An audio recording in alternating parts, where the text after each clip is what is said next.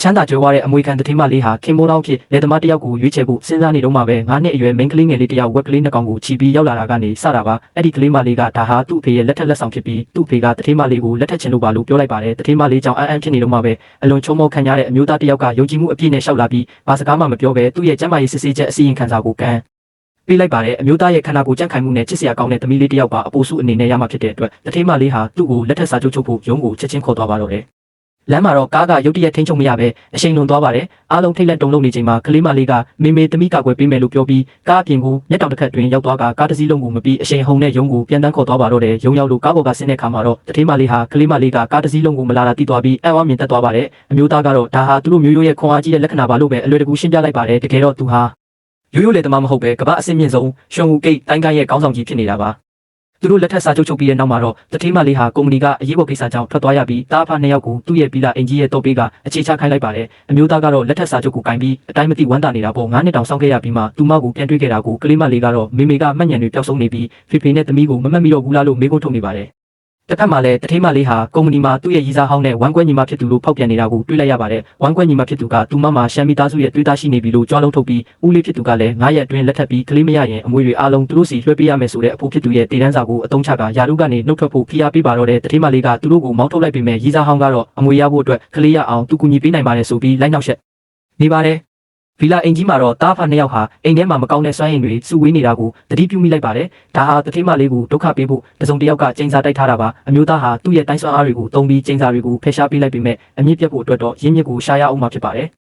ရုတ်တရက်တထေးမလေးအနေရရှိနေတာကိုစိတ်အာရုံနဲ့တီးလိုက်တဲ့အတွက်သူတို့တားဖာနှစ်ယောက်ချက်ချင်းပဲကဲတင်ဖို့ထွက်လာခဲ့ပါတယ်။အဲ့ဒီအချိန်မှာရီစာဟောင်းကတထေးမလေးကိုအတမနောက်ဆက်နေပြီးသူမလဲကြတော့မဲ့အချိန်မှာအမျိုးသားကအချိန်မီဖန်ထိန်လိုက်ပါတယ်။ရီစာဟောင်းကဒါဘယ်သူလဲလို့မေးတဲ့အခါတထေးမလေးကဒါငါယောက်ျားနဲ့ငါသမီးလို့ကြေညာလိုက်ပါတယ်။ရီစာဟောင်းကငှားထားတဲ့တရုတ်ဆောင်တွေလို့ထင်ပြီးတိုက်ခိုက်ဖို့ကြိုးစားပေမဲ့ကလေးမလေးကလက်ကလေးတစ်ချက်ဝေးရန်လိုက်ရုံနဲ့နေ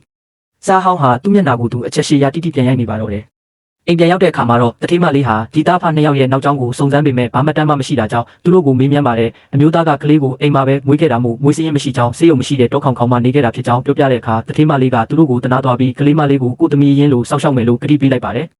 ်ကလေးမလေးကမေမေကိုဖေဖေကသမီးတို့ကိုကျွေးမွေးဖို့အရန်အလုပ်လုပ်ရလွန်းလို့ဘိုက်သားတွေလက်မောင်းကျွတ်သားတွေတောင်ပြောကုန်ပြီလို့ကုန်းချောစကားပြောပါတယ်တထေးမလေးကကြည့်လိုက်တော့အမျိုးသားရဲ့ခန္ဓာကိုယ်ကထင်ထားတာထက်ပိုတောင်တင်းနေတာကိုတွေ့လိုက်ရပြီးအမျိုးသားကလည်းတခြားနေရာတွေကပိုတောင်သေးတယ်လို့ပြောကစိုက်ကြည့်လိုက်တဲ့အခါတထေးမလေးကောင်းတာပန်းကြည့်ပြီးထွက်ပြေးသွားပါတော့တယ်ကလေးမလေးကတော့ဖေဖေကိုအခွင့်ရေးရပြီလို့တိုးတိုးလေးပြောလိုက်ပါတယ်ကျင်းစာရဲ့အမြင့်ကိုရှာဖို့ဆိုရင်ခန္ဓာကိုယ်မှာအဝိစားမရှိမှရမှာမို့တထေးမလေးရေချိုးနေတော့ဖေဖေကဝင်စစ်ဆေးဖို့အကြံပေးလိုက်ပါတယ်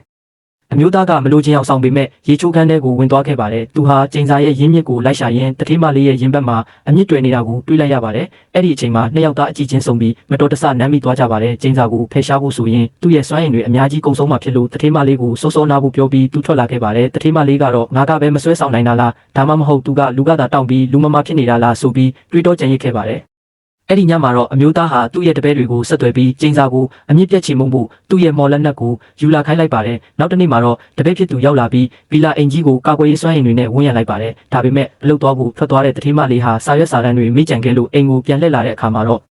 မထင်မှတ်ပဲဒီသားဖာနှစ်ယောက်ရဲ့အံ့ဩမင်သက်စရာအစစ်အမှန်မြည်သူမြည်ဝဖြစ်ကြောင်းကိုတွေ့ရှိသွားပါတော့တယ်